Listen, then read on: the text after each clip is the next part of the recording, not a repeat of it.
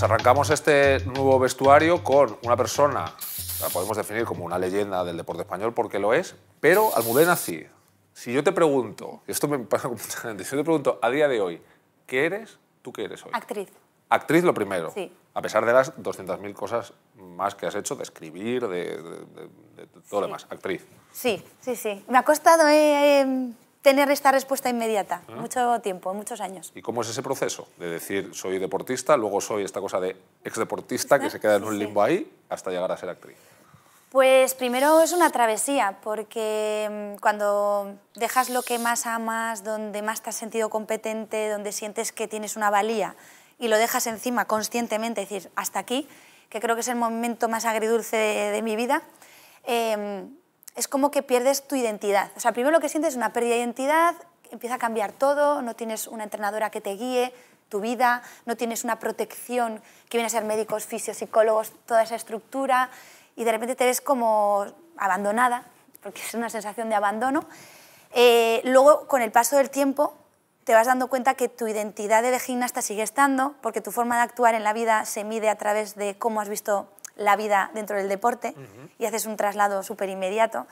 Y entonces es una travesía dura, muy solitaria, a veces se antoja imposible, pero finalmente creo que empiezan a relucir y a salir todos esos valores adquiridos de supervivencia dentro del deporte. ¿Y de qué te sirvieron esos valores de supervivencia del deporte? ¿De qué te han servido en una vida de, pues, la que sea X, en tu caso de actriz, pero bueno, digamos una vida de civil?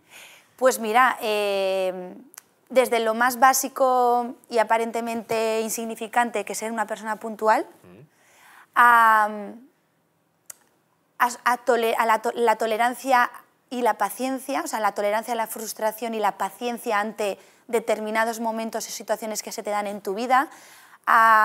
Por ejemplo, en el deporte, yo, sin saberlo, conceptos como el constante movimiento, el no parar, está dentro del deportista. Tú tienes una lesión, tú tienes un pie incapacitado, pero sabes que puedes trabajar el tren superior y que puedes hacer visualizaciones y muchas otras cosas que no pare tu rendimiento totalmente.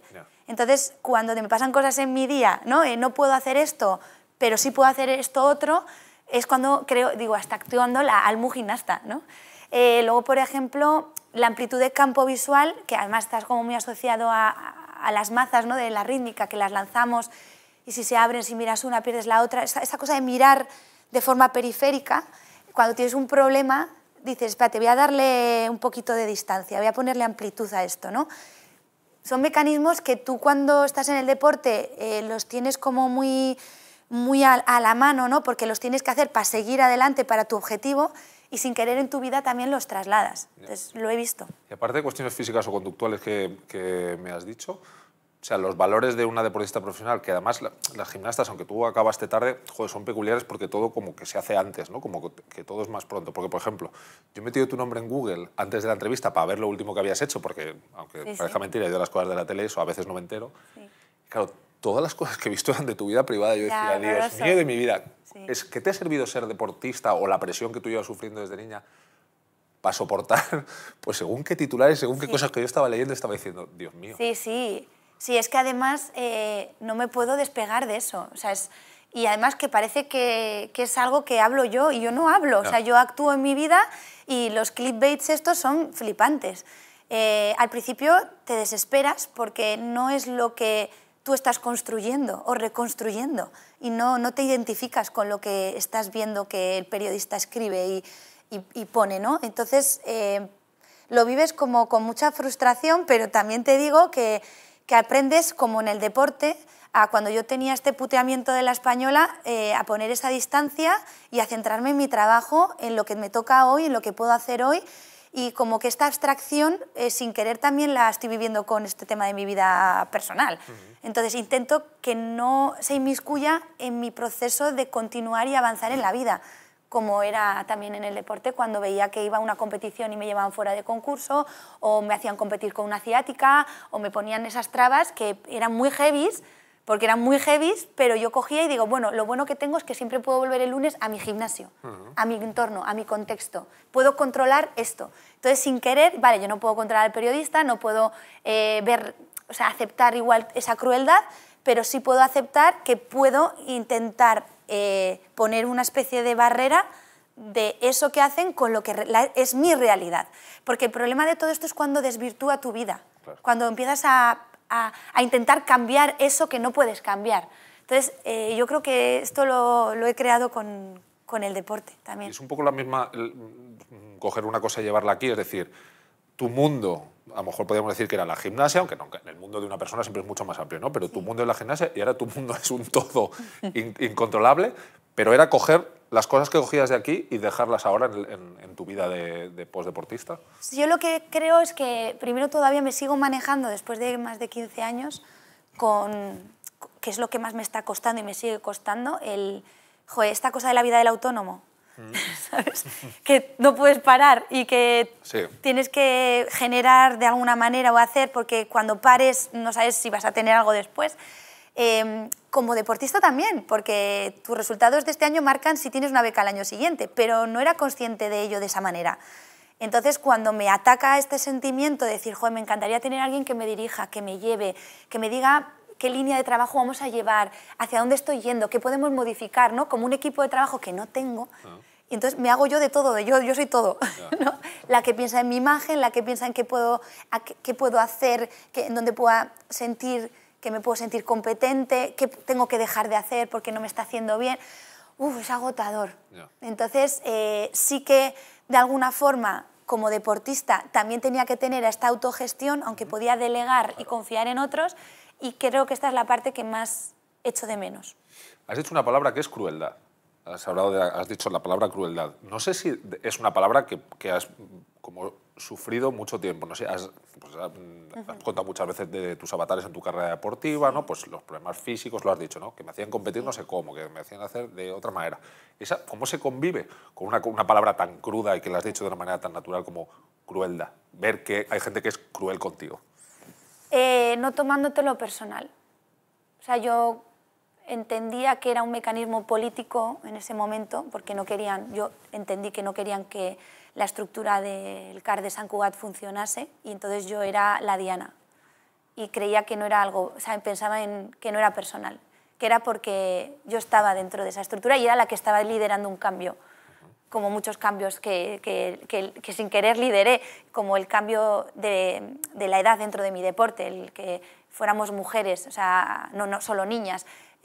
Cambió la mentalidad de jueces públicos y entrenadores el hecho de que yo fuera tan insistente con mi carrera. Entonces, siempre pienso que cuando dicen es que hasta que alguien no lo hace, no se produce el cambio. Pues yo he sentido esto. Algo que hice que era coherente para mí, que no creía que era algo increíblemente o que podía generar un cambio tan fuerte, provocó esto, ¿no? Y creo que también en algunas gimnastas que están en activo, que no se atreven igual a hablar o a contar la crueldad que pueden sentir de cómo se les está tratando o están viviendo, creo que sienten el soporte. Si Almu pudo, yo también, ¿no? Y bueno, al menos igual es algo mental, ¿no? Pero convives porque intentas no tomártelo a personal, aunque luego con los años continúa siendo. O sea, pero siempre pienso que no es personal, que es parte del ego o la necesidad de mantenerse ciertas personas en un lugar y que tú eres la mosca cojonera. Claro, y no es lo mismo ser una niña cuando te ves en una estructura de intereses que son difíciles de controlar para cualquier persona, pero para una niña supongo que mucho más, que una tía ya pues, con 25, a los 28, 20, los últimos años tuyos, o ahora con 40 años cuando te enfrentas a otra situación distinta. O sea, ¿cómo se defiende una niña o una deportista muy joven? Porque en gimnasia las deportistas son muy jóvenes. ¿Cómo se puede defender una persona de eso? Bueno, cuando eres más joven, de hecho, yo lo hablaba antes, que a nosotros nos sacan de nuestro núcleo familiar. Y eso es una realidad. A partir de ahí te vas a Madrid, en ese caso, en ese momento era Madrid, te alejas a 350 kilómetros de tu familia tampoco puede estar todos los días contigo. Entonces se genera un contexto y un ambiente nuevo para ti, donde tú estás sobreviviendo a adaptarte, y realmente ahí sientes como donde para mí hubo un cambio en mi deporte y en mi ser cuando sentí que era prescindible. Porque tú cuando llegas al equipo es una necesidad del equipo. Yeah. Pero cuando sientes que eres prescindible... ¿Eso cuándo pasó? Con 17 años. Wow. A la vuelta de los primeros juegos. Wow. Sí, me cambió el cuerpo, engordé 4 o 5 kilos en esas vacaciones, me bajó el periodo, empezaron a llegar gimnastas que eran como yo hacía un año, o sea, delgaditas, ¿no? con el cuerpo aún de niñas, y cuando vi esa amenaza y vi que la gestión de la incorporación de nuevas gimnastas, nadie se preocupaba de esa gestión, que era supervivencia, cada uno hacía lo que podía con lo que pasaba, porque nunca se hablaba de cómo estás, qué necesitas, qué te está pasando, qué podemos hacer, qué valor tienes, qué podemos rescatar de ti, qué nos gusta de ti. No había nada de esto, era entrenar, entrenar, entrenar, entrenar, competir, competir. Entonces, cuando no hay reflexión, cuando no puedes exponer, cuando no puedes hablar, llega un momento que encima en plena adolescencia, que es la que yo transité dentro del equipo, que coincide con la retirada de muchas, porque sostener eso es muy complicado, el cóctel Molotov de hasta hormonal y hormonal, físico, incluso, físico claro. y que tú no te entiendes, tu cambio claro, no lo aceptas, la gente te ve distinta, tú ya no eras quien eras, la gente quiere ser como eras quieres que sea como eras antes, y ya no puedes, es horroroso. Entonces, yo sostuve aquello, pues cuando lo pienso, por coherencia. Tenía una referente gimnasta rusa que murió en el año 92 en un accidente de coche, que era Oksana Kostina, y me encantaba. Cuando falleció era la época de mayor brillantez de ella, y desapareció.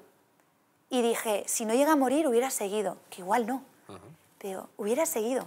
Y entonces dije, yo quiero seguir, si yo siento que estoy en mi mejor momento a nivel expresivo, a nivel de control del aparato.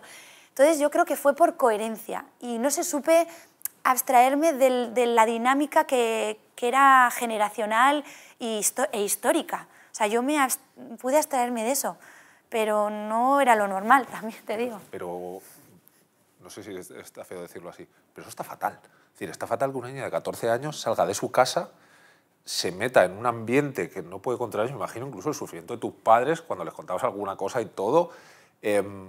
No sé si reflexionando con el tiempo y con el paso de los años, no sé si le sacas un balance positivo o negativo de esos años, vamos a decir de los 14 a los 18. Sí. Pero yo lo pienso ahora mismo como padre, por ejemplo, o sea, me está dando angustia solo de escucharte. Primero que tu hijo o tu hija igual no te lo cuenta, que es lo que yo... Claro, es que claro. Claro, porque yo cuando yo volvía a casa de vacaciones... Todo fantástico, ¿no? No, yo veía que las paredes de mi casa eran sustituidas por cuadros de su hija. Yeah. Por la ausencia. Y yo estaba yéndome, la que abandonaba el hogar era yo. Yeah. Y yo a mis padres muchas veces les ocultaba la sensación que yo tenía, pero yo tuve muchos problemas también con... Claro, tú llegas a un equipo, tienes que adaptarte a las niñas que están. Ellas tienen unos códigos, tú tienes que hacerte con el grupo y empiezas a hacer cosas que tú nunca hubieras hecho, pero por sentirte integrada. Entonces, todo eso no se hablaba. Todo era como... Yo ahora, si fuera responsable de un equipo nacional, tendría una serie de cosas. Antes de que una gimnasta entrara en el equipo, un lugar donde esa gimnasta pudiera ir independientemente de técnicos y federativos, tendría le plantearía una información previa a todo antes de que diera ese paso y habría una reflexión semanal, mensual, continuada sobre cómo está y su estado. ¿Y eso se hace ahora? ¿O algo parecido? Eso se lo tendrías que preguntar a las que están ahora, quiero decir. Yo creo que es a mí lo que me faltó en mi generación y que creo que muchas veces en el deporte quieren que los deportistas no piensen, que actúen, que hagan. No piense, haz, ¿no? No piensas, haz. Hombre, pero no piense haz a un tío o una tía de 35 años, bueno, pero no piense haz a un niño de 14 años. Claro, pero cuando tú a través del miedo y la amenaza consigues las cosas, es un sistema muy sencillo de aplicar para conseguir los resultados. Pero estamos hablando de niños. No, lo sé, lo sé, lo sé. Es que me parece... O sea, lo sé, pero... Solo la utilización de ese lenguaje con niños y con niñas, si lo sacas del deporte y tú lo llevas a una fábrica, estaríamos montando aquí el mayor escándalo del... Claro, pero estoy hablando de una generación de hace más de 20 años, donde el sistema que se trajo era el que se utilizaba y evidentemente yo creo que el deporte sí que ha evolucionado en muchos aspectos, primero porque ahora ya empiezan a haber denuncias y hace poco han vuelto a salir. Quiero decir que estamos empezando a verbalizar lo que luego hemos visto que no da ningún éxito de ningún tipo, porque a la vista está que los éxitos deportivos luego pasan al olvido y lo que te queda es tu experiencia traumática, más que miras para atrás, ¿qué me ha quedado, ¿no? Del deporte? Pues es que ni siquiera hemos cotizado en la Seguridad Social, o sea, no tenemos vida laboral. Y tú te vas de los 14 años hasta los 28 te sacan de tu casa y tú no has cotizado, salvo que mi madre me dijo en el 2005, Almu, cotiza en la Seguridad Social como autónoma porque tú, como alargues, tú no has trabajado. Claro. Y esto es lo que también creo que hay que poner en la mesa, que el deportista que es y se dedica en cuerpo y alma e inspira y es referente, no influencer, es referencer de los jóvenes para que no estén en la calle y adquieran unos valores para la convivencia, para la autogestión, para el autoconocimiento. Todo esto lo provocamos los deportistas bien saliendo una vez cada 4 años o siendo el referente de ese deporte para muchos niños. Yo 15 años después siguen niñas y niños apuntándose a este deporte porque me siguen teniendo como referente. Entonces, esto es una repercusión social que hacemos los deportistas en la sociedad. Y es más, Quique, te voy a decir una cosa muy fuerte. Un tipo o una tipa en la cárcel cotiza, el deportista no. Y ahora sí que se está involucrando al deportista para que cotice, se pague como quien dice, sus autónomos y luego se le devuelva. Pero claro, aquel que tiene una beca de 500 euros... Pues son 500, casi te deja pagar de autónomos. Entonces no tienes para nada. Claro. Entonces esto es muy difícil. Entonces hay que facilitarle al deportista. Porque hay deportistas que en esos momentos estás en activo, bastante tienes con entrenar un montón, y que tus 500 euros se vayan para la cotización. O sea, que debería ser, pero no debería ser una opción del deportista. Debería ser por ley. Claro. O sea, debería estar implantado. Y que a ti se te exige como 24 horas que te dediques a pensar en una cosa que desde luego no es tus finanzas, porque la exigencia del deporte encima lo que te dice es tienes que estar al 100% con esto, tienes que estar muy metido en esto y encima... No, espera, ¿y qué finanzas? Que yo cobraba, siendo una de las 8 mejores del mundo, 17.000 euros. No. Esa era mi beca, ¿eh? Yo porque luego fui una gimnasta que hizo historia, que fue atractivo para las marcas y yo puedo hablar desde un lugar cómodo. Yo estoy hablando por quienes han sido olímpicas y medallistas y están trabajando en un establecimiento, en un centro comercial, no sé cuántas horas de pie con un dolor lumbar provocado por una carrera deportiva y que encima mira para atrás y no es historial trabajado. O sea, que es muy difícil, esto es muy doloroso. Si tú no hubieras tenido repercusión comercial, decirlo, si hubieras sido una gimnasta buena pero normal, de las que la gente son muy buenas pero ni se sabe el nombre, ¿no? Tú tuviste, digamos, una repercusión fuera. Tú con 28 años, ¿cuál hubiera sido tu situación económica al salir al mundo? Mira, pues yo por retirarme y besar el tapiz públicamente, que aquel beso, el beso de Pekín, fue precioso, todo el mundo aplaudió, porque había 21 años de carrera, única gimnasta en el mundo de 4 finales olímpicas. Yo besé el tapiz y yo sabía que en ese beso se iban 17.000. Claro. Yo creo que un beso no costó tanto, ¿sabes? Porque al hacerlo público, la beca correspondiente al año siguiente te la quitan. Claro. Entonces muchos deportistas se retiran por detrás diciendo, no, estoy lesionado. No, no, lo hacen para cobrar la beca correspondiente con todo el derecho del mundo. O sea, tú con 28 años, que no es una edad cualquiera, con 28 años uno ya tiene que tener una vida más o menos formada o estar en camino, aunque bueno, esto cada vez va más tarde, pero bueno, lo que sería, ¿no? Una vida normal. Tú ganando 1.300 euros al mes durante no sé cuántos años, entiendo que no tendrías, si no hubieras tenido ingresos, digamos, de marcas y ningunos ahorros. Bueno, ahorros pude ahorrar porque el dinerito que me iba llegando de las 2 marcas, claro, pero te digo, las iba guardando. Yo te digo, pero un deportista nada, que no consiga dinero, o sea, que consiga el dinero de lo que se supone que es el ejercicio de su deporte, un deportista de élite. Pues sí, tendría la entrada para un piso, porque hubiera intentado ahorrar. A ver, si hubiera tenido que pagar los 400 de la Seguridad Social, pues aquello se reduce muchísimo más. Y sí es verdad que el deportista está en un régimen de que si está en un centro de alto rendimiento, pues se ahorra el gasto de la comida y el alojamiento, entonces tú puedes ahorrar casi sus 1.000 euritos al mes durante los años que estés y entonces luego igual tienes para poderte dar una entrada a un piso. Claro, pero a la gente los viste de héroes. Cada 4 años les exigen como que ganen. Sí. Todavía les critican si no ganan la medalla y no sé qué. Y lo que le está dando el Estado o nosotros o quien sea que tenga que financiar esto es una vida casi precaria. Bueno, es que el problema es que tú, por ejemplo, coges las estadísticas de la edad de abandono deportivo y cuando las niñas empiezan, por ejemplo, a los 6, a los 14 abandonan. Los chicos es como hasta los, no sé cuál era la estadística exacta, pero igual no estamos hablando de los 19, 20 años. ¿Por qué pasa que las chicas a los 14 abandonan el deporte? Porque no ven que el deporte les vaya a dar ni trabajo ni nada. Entonces, si tú al menos sabes que como deportista, si llegas al equipo nacional, tienes una cotización en la Seguridad Social y eres trabajadora, por lo menos te lo planteas y dices, y el padre te dirá, y la madre, venga, sigue, que te merece la pena. Pero es que muchos padres dicen, hija, si es que no te va a dar de comer, si es que no te va a dar ni trabajo, ni vas a estar cotizando en la seguridad social. Entonces, hay un impulso en que ese deportista no continúe, pues con toda la lógica del mundo, porque no tienes absolutamente nada. Y está pasando de jugadores que yo no voy a hablar por ellos, que lo están pasando muy mal, de otras disciplinas deportivas, no hablo de fútbol, olvídate del tenis y tal. Vamos a hablar de los deportes olímpicos y considerados, mal considerados minoritarios, que de repente han dejado la práctica con 40, tienen 55 y tienen 15 años cotizados, y la jubilación está a la vuelta de la esquina y no van a tener para la jubilación. Entonces, luego también hay otra cosa, que todo hay que decirlo. Ha habido momentos donde a un atleta le han dicho, ¿cotizas o prefieres dinero? Claro, pues y eso también es comprensible, que escojan otra opción porque no están nadando en la... Por eso yo creo que esto hay que regularlo de una manera en la que el deportista no tenga que elegir, sino que sea algo establecido. Porque en Italia, la aeronáutica militar son funcionarios.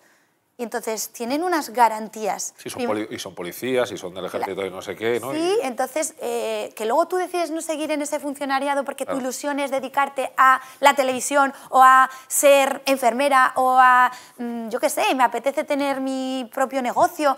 Bueno, pues ya lo decides, pero por lo menos tu vida laboral, deportiva, porque en el decreto somos trabajadores del alto rendimiento. Trabajadores. Yo cuando leí en el decreto trabajadora me emocioné, que he sido trabajadora. Entonces es muy... yo creo que hablamos mucho este año de la salud mental, ¿no? Desde Tokio, salud mental. La salud mental del deportista, evidentemente en el estado, cuando estás en activo, es súper importante. Pero los problemas de salud mental gordos vienen después, cuando pasan años y empiezas a ver tu vida que no ha merecido la pena, la deportiva. ¿Para ti no ha merecido la pena? Para mí sí. Pero ha merecido porque he aprendido mucho. O sea, para mí es una escuela de vida el deporte, que debería serlo. El problema es cuando tus problemas personales, tus problemas laborales son tan grandes que no te permiten ver lo que sí que te ha podido aportar el deporte. Entonces, en ese sentido, creo que tenemos que hacer algo. O sea, yo creo que hay que hacer algo. O sea, pero yo lo hablo desde el lugar donde me busqué la vida. Ojo, que los patrocinios los busqué. El primero lo busqué, luego el segundo ya me vino, pero provoqué. O sea, no es que me vino alguien ahí, no. A mí me cogió un hombre, me dijo, vamos a hacer un campus con tu nombre de esta marca, porque hay una chica en un campus de fútbol que me ha dicho que a ver cuándo hago de una de la gimnasia. Y dice, ¿quién es la mejor? Almudena. Y me hizo un campus sin yo cobrar un duro. Entonces me llevó a la tienda y me dijo, toma una mochila y llénala de ropa. Y me puse yo a meter ropa, me puse 20 plumas y me llevé a la tienda. Y entonces, ¿yo qué hice? El domingo que tenía libre, hacerme fotos con la ropa. Y entonces se la mandé. Y entonces me dijo, ostras, Almu, estas fotos han llegado al de arriba y justo están en una campaña de dance, de baile, y eres ideal. O sea, si yo no llego a mandar las fotos, y yo no llego a decirles gracias, me encanta vuestra ropa, es súper cómoda y es ideal, y es que me encanta, no hubiera ocurrido. Y luego yo me vi en los banners de los mundiales o Copas del Mundo con mi cara. Y dije, hostia, esto, claro, luego fue todo como más rodado, pero hubo una provocación. Yo considero que he hecho muchas cosas también porque mi vida después haya sido así. Pero no se le debería exigir. Tú has sido muy buena haciendo eso, pero un deportista haciendo mucho menos que tú debería tener una vida garantizada, creo yo. Tú con 14 años te vas de Vitoria, ¿no? Te vienes a Madrid. ¿Tu adolescencia fue una adolescencia feliz o no? Sí, porque yo recuerdo mis veranos en el pueblo, en Alcántara, y ese momento de ir con la toalla andando hasta la piscina, luego la verbena de por la noche, de el primer así chico que te gusta, esas cositas. Claro, yo luego a partir de los 14 se acabó. Y yo luego no he vuelto a tener... Solo las de después de Atlanta nos dieron un mes y es cuando me cambió el cuerpo y dije, ostras, parar un mes tiene consecuencias. Entonces, a partir de entonces, cada vez que tenía vacaciones, era un descanso activo, ¿sabes? Eso es con Atlanta, tú tenías como 16 años, pongamos desde los 14 hasta que te haces adulta. ¿Esa época para ti es una época feliz? No. Para mí fue súper doloroso transitar la adolescencia, el cambio de cuerpo estando en activo. Fue porque no había conciencia ni conocimiento. Yo te bajaba la regla y vete a entrenar y apriétate la tripa con la pelota y con el suelo y no te quejes, ¿sabes? Es como... Yo recuerdo que no... Fíjate, a mí los días que estamos con la regla y la menstruación y estamos... tengo todavía el chip de como si no te pasa, como si no te pasa. ¿Hoy? Sí, sí. Y digo, no, te duele la regla, túmbate un rato y quédate hecha un ovillo, porque era lo que yo deseaba hacer y no podía. O cuando me tomo un café a las 12 del mediodía y sentarme en una cafetería a las 12 cuando debería estar dando vueltas y saltando y con dolores, para mí es un puñetero lujo. Hoy, 15 años después, o 15 años después de haberte retirado. Yo vivo momentos que luego la gente me dice, tía, me encanta estar contigo porque eres una disfrutona. Y yo, es que todavía tengo la recámara. Eso es un poco de estrés postraumático, ¿no? Yo creo que sí. Wow. Por eso que, a ver, también yo alargué mucho mi carrera y pasé por cosas que muchas gimnastas no pasaron porque se retiraron antes, porque igual vieron que, pues, por ejemplo, las del ciclo de Atlanta quedaron campeonas y no aguantaron más que una gimnasta hasta el ciclo siguiente. De Río, estuvieron en Londres Río y luego ya también se retiraron. Pero tú, por ejemplo, tú piensas ahora, una persona que está muy de actualidad, que es Ricky Rubio, que fue profesional con 14 años y que, bueno, su deporte es diferente, él es un hombre, es en un deporte en el que ganó mucho dinero, es decir, tiene otras preocupaciones diferentes, pero con 30 y tantos años ha terminado en un día en el que se le hizo el mundo oscuro y reventó. Tú, por ejemplo, no sé si has reflexionado sobre la vida de Ricky Rubio, pero ¿tú crees que es sostenible ser profesional con 14 años y con 33 años seguirte dedicando al deporte profesional con todas las cosas que te pasan en la vida, con todas las cosas que te suceden? Él estando fuera de casa también desde muy pequeño. Sí. No sé si lo has pensado. Bueno, no es comparable porque yo me retiré, o sea, yo llegué al equipo nacional ya convocada desde los 12 para gimnasiadas y tal, hasta los 28, él todavía ha estado muchos años más, pero sí puedo entender el punto de inflexión, el decir, con esto no puedo. A mí me pasó en el año 2004, 2003, que pues, tuve un ataque de ansiedad, que yo tenía ansiedad y no sabía que era ansiedad, yo notaba una presión en el pecho que no sabía ni decir que me estaba pasando algo porque te cuesta, quieres seguir para adelante con tu carrera y algo que te está parando, me salió un herpes enorme, o sea, el cuerpo me estaba dando unos avisos que era como para escucharlos. Pero es verdad que me acuerdo que cuando me dijo la doctora, te voy a dar ansiolíticos, ni de coña, le dije. Yeah. A mí esto se me pasa ahora mismo. Y yo, no me digas cómo, pero dije que yo misma voy a sabotear mi propia carrera con lo que estoy deseando. Ahora, las consecuencias vinieron después, cuando me retiré. Igual Ricky Rubio lo está viviendo estando en activo y va a poder hacer un cierre consciente y quizás a la altura de lo que él quiere que sea su cierre. Yo hice el cierre deseado y me encontré el marrón después, porque además... porque ibas tapando todo eso, ibas como, el final está ahí, sí, a ver si llego, a ver si llego, a ver si llego y ya está. Puedo. Y yo me acuerdo cuando me retiré, que yo lloraba todos los días y le dije a mi entrenadora, Ira, necesito volver allí, necesito volver. Y me senté al lado de mi entrenadora, detrás de la línea roja del tapiz, a mirar el tapiz y a aceptar que esa vida había terminado, que eso ya no me pertenecía. Y fue súper duro, no es el aceptar que ya no voy a moverme porque el cuerpo me lo pedía. Era un descanso, yo flotaba por la Villa Olímpica cuando acabé en Pekín. Levitar, yo lo he vivido, levitar. Pero pierdes todo, tu día, tu rutina, tu sala, el olor a fresco y el olor a sudado del después, el trabajo bien hecho, la ducha del placer del después del día de trabajo. Pierdes muchas cosas. Y un poco lo que te he preguntado al principio, por eso te lo preguntaba. Hacemos una cosa y lo hacemos con los niños que les decimos qué quieres ser, que es una tontería, porque ser, pues serán personas, se dedicarán a una cosa. Ya, claro, está mal formulada la pregunta. Tú eras gimnasta, ¿no? Tu ser iba indisolublemente ligado a la gimnasia. Hasta que consigues ser otra cosa, tiene que ser un poco complicado. Sí. Creo que esto es lo que atravesamos todos los deportistas. Algunos de una forma más traumática y otras menos traumática. Pero incluso a mí me ha costado, ahora ya lo digo con bastante contundencia, que soy actriz. Porque ya tengo trabajos que me avalan. Pero es un ejercicio que tengo que hacer. Porque sigo teniendo la identidad de gimnasta. O sea, yo cómo me siento en mi casa es la de la gimnasta. Cómo me muevo en mi vida es la de la gimnasta. Cómo mido las distancias es la de la gimnasta. La cinta son 6 metros, más o menos, hasta ahí. O sea, el peso de las cosas. O sea, va intrínseco en ti y la manera de reflexionar y de actuar. Entonces, aceptar otra identidad es lo que a mí me ha costado Y yo creía que quitaba una identidad para que empezara a ser otra. Y ahora ya me he dado cuenta de que pueden ir paralelamente. Ya. Pero eso es un proceso muy difícil porque yo nunca voy a volver a sentirme, creo que, tan competente como me sentí en la gimnasia. Yo creo que nunca voy a vivir emociones tan heavies como las que viví en la gimnasia. Entonces tienes que aceptar una nueva identidad con una forma nueva de vida y con una nueva manera de sentir y vivir las cosas. Ahora, el teatro me da algo muy parecido, porque al final preparo algo entre bambalinas y lo saco al público. Entonces he buscado profesiones donde me permitan hacer eso, porque es lo que me da la vida. Y eso no es un poco peligroso, porque dependes un poco pues de que la gente compre entradas, de que la gente quiera ir, de que la gente te quiera ver. Sí, no, porque también me encanta hacer tortillas de patata. Vale. O sea, me Guay. gusta que venga gente a mi casa y preparar tortillas. Vale. Y de hecho, hago retransmisiones, me gusta hablar del deporte desde otro lugar. Me aventuré a escribir mi vida, pero no miro las liquidaciones. O sea, luego llegan y dicen, qué bien este dinerito. Además, todo te ha ido muy bien.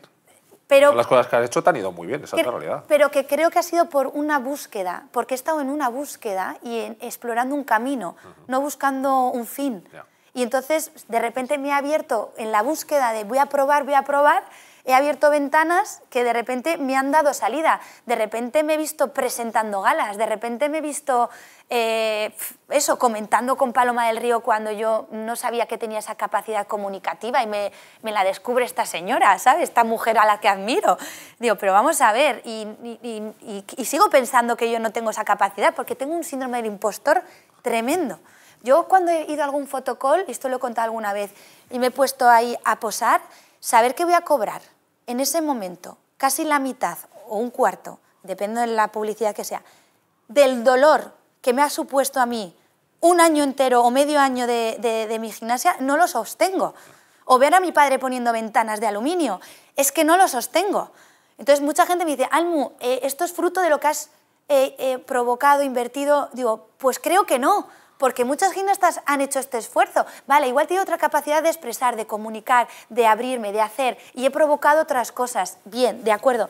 Pero el esfuerzo, la dedicación, los llantos, mis compañeras de litera, el después, que a nadie se le ha escuchado, y digo, esto lo hemos vivido igual. Claro. Entonces tengo que hacer un trabajo cada vez que digo, joder, es agotador. Mi hijo el mayor juega al fútbol. Juega en el equipo del colegio, y el otro día el entrenador me dijo, ¿por qué no llevas a hacer las pruebas ahí al Rayo, que yo soy el Rayo? Al Rayo, y Valentín, claro, que lo conozco. ¿Ah, sí? Sí. Tremendo máquina. Es el mejor. ¿Sí? ¿Por qué no llevas al Rayo a hacer las pruebas y tal? Que yo creo que no tiene nivel, pero bueno, que a él posiblemente le haga ilusión hacerlas. O pienso en que vaya a un equipo, que deje de jugar en el equipo del cole y vaya a un equipo a competir. Tiene 9 años para 10. Me dio muchísimo terror. Hablé con amigos deportistas y todos me dijeron, para que los niños compitan tienen que estar muy convencidos de que quieran competir, porque competir no es fácil y tal. Tú, si tuvieras una hija, una sobrina, un amigo te consulta, lo que sea, y te dice, mi niña se quiere dedicar a competir, ¿tú qué consejo le darías? Yo le dejaría hacer lo que quiere. Lo siento. Jo, pero es que son, ya, es pero muy escucha, difícil. después de todo lo vivido, hay muchos valores que por eso es tan importante el deporte en la sociedad y por eso somos tan importantes estos referentes que somos para la sociedad, porque al final el deporte te obliga a adquirir ciertos matices en tu día a día. Pero una cosa es sí. el deporte y otra cosa es la alta competición. Sí, no, la alta competición no es sana. Eso te lo firmo. Pero yo no le voy a poder decir a mi hija o a mi hijo, si quiere hacer eso, decirle que no. Ya. Porque yo agradecí que mis padres no cuestionaran mi decisión. Y si algo valoro de mis padres es que siempre me escucharon y que siempre estuvieron. Y si no hubiera sido, les hubiera recriminado eso toda mi vida. Ya. Entonces, ¿Y por qué la alta competición no es sana? Bueno, porque llevas el cuerpo a un límite que no es ni medio normal, acabas por tu ambición de no tirar por tierra tanto esfuerzo en un momento dado, salir con un pie infiltrado, dormido, roto. O sea, llegas a hacer cosas que en una vida normal no harías. Entonces, por eso somos, para las empresas, cuando digo, joder, que contraten a deportistas, ya no es porque sean buenos en esa ejecución o en informática, en lo que se le contrate, es su implicación, su compromiso, su alto nivel de compromiso, su extra que sabe dar en un momento dado cuando te lo piden, porque lo tenemos como integrado, ¿no? O sea, que luego es muy peligroso, porque yo una de las cosas que he tenido que manejar es diferenciar entre esfuerzo y sacrificio. ¿Cómo? A ver. El esfuerzo y el sacrificio no son lo mismo, yo pensaba que era lo mismo. Cuando tú te sacrificas, parte de tu esencia se va en el camino y en el esfuerzo no. En el esfuerzo es algo como muy consciente. Hay una moraleja que dice, que es el del cerdo y la gallina, ¿no? Y le dice la gallina al cerdo, vamos a abrir un restaurante de desayunos, ¡bien! Y el cerdo le dice, bueno, ¿y de qué va a ser el desayuno? Muy sencillo, ¡bien! Dice, pero ¿de qué va a ser el desayuno? Huevos con bacon, ¡bien! Pues seamos más gallinas y no tanto cerdos, ¿no? Sería. Entonces, yo me he sentido que mi carrera en el deporte de élite te tienes que sacrificar, no hay más tu tía, pero ser consciente del sacrificio. Porque a mí lo que me ha pasado es que no he sido consciente del sacrificio. Entonces, cuando me he retirado, he mirado para atrás y me he empezado a dar cuenta de cosas que no había estado teniendo, no las había tenido presente. Entonces, es una delgada línea que no todo el mundo puede estar preparado para eso y después la repercusión de ese sacrificio tiene unas consecuencias. ¿Y qué te motiva? ¿Te motiva a ganar o qué te motiva para llevar las cosas tan al límite? Bueno, en mi deporte es más, claro, es un deporte donde tienes que intentar rozar la perfección, donde tienes que intentar no ganar a la otra, sino hacer tu mejor ejercicio, trasladar el mejor entrenamiento a la competición, que es lo más difícil, y luego está supeditada a un jurado. En algunos deportes el dopaje es la trampa y en nuestro deporte me atrevo a decir que es la parte del jurado, que son quienes deciden. Y no muchas veces coincidimos en el criterio y en la manera en que se hacen. De hecho, hay reclamaciones en competición y se cambian las notas. Si no existiese eso, estaríamos todos contentos, pero si existe es porque pasa. Entonces, a mí me llevaba a hacer gimnasia para el público. Yo creo que por eso ahora soy actriz, porque me gusta contar historias. Me gusta, de alguna forma, cambiar algo que tenemos como preestablecido. Yo me acuerdo que se despertó toda la parte creativa, también provocada por mi abuelo, porque era un tío que era poeta, rapsoda, guía turístico, todo autodidacta, arqueólogo, y era un hombre que reciclaba cosas del campo y hacía sus monigotes y le ponía nombres. Entonces, para mí, el que algo valga para otra cosa, lo tengo mamado desde pequeña, ¿no? Entonces, a mí me gustaba innovar y ser diferente, pero no ser diferente porque era mejor, no, porque te voy a ofrecer algo distinto. ¿Qué te voy a ofrecer? Un elemento nuevo que no existe. Y entonces, yo cuando hacía mis rodamientos que me había inventado, mis rotaciones de aro en el cuello que pasaba la pierna y tal, yo sentía que el público valoraba eso. Entonces, mi ilusión era sorprender con algo diferente. Y luego sí que los últimos años de mi etapa era romper con un techo de cristal que consideraba que era injusto en mi deporte. Y a mí eso me dio mucha fuerza para seguir. No era competir, era demostrar. Y claro, las famosas 4 finales olímpicas consecutivas, un récord que sigue ahí, llegar a gimnasta profesional hasta los 28 años, ¿no? Que es una cifra que rompió con todo, pero dices, tus últimos años de gimnasta no fueron cómodos para, digamos, las estructuras de tu deporte, ¿no? Tuviste como muchos problemas. ¿Qué ocurrió ahí? Pues del año 2000 al 2004 yo decido entrenar con mi entrenadora en Cataluña porque le ofrecen el puesto de seleccionadora en Cataluña.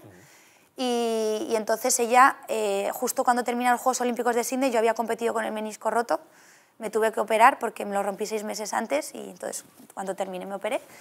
Y hubo un vacío de poder. No había presidente, no hubo una transición fluida, no había entrenadora, casi todas lo dejaron, solo sobreviví yo y otra compañera.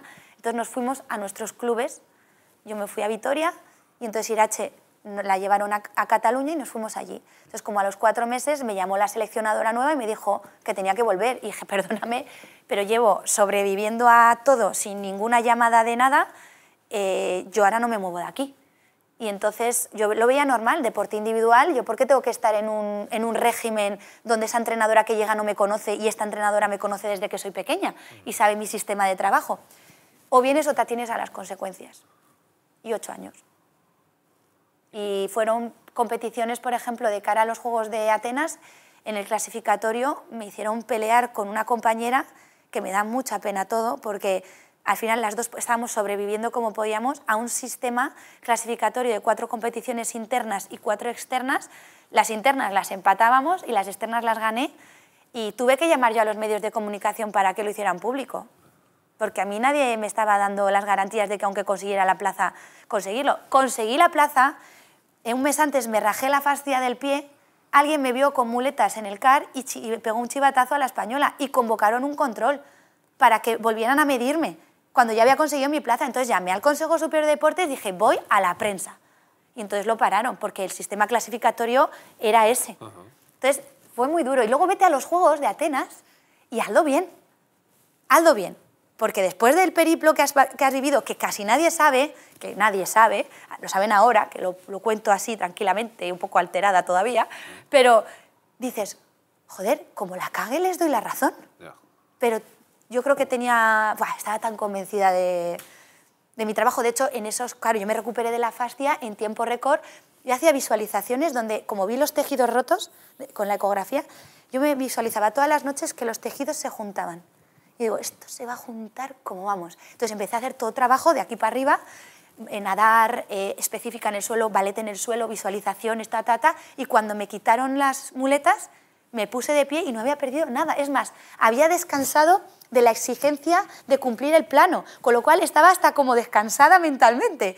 Y cuando volví dije, hostia, Irache, que estoy... O sea, hice la competición de mi vida.